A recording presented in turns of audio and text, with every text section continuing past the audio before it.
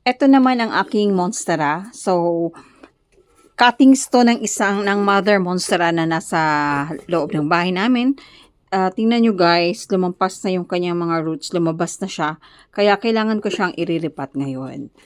I will try to propagate one in water and yung iba naman ay sa lupa.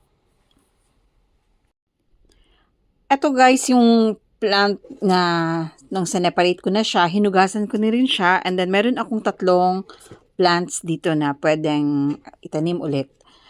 So, tatlo to. Eto ay nahihirapan ako dito sa isa kasi masyadong mahaba yung kanyang stem. Kung hahatiin ko ba siya or hindi.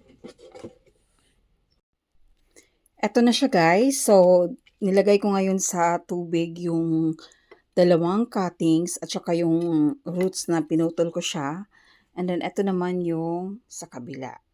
Yan. So, hopefully, after tutubo siya ng maganda.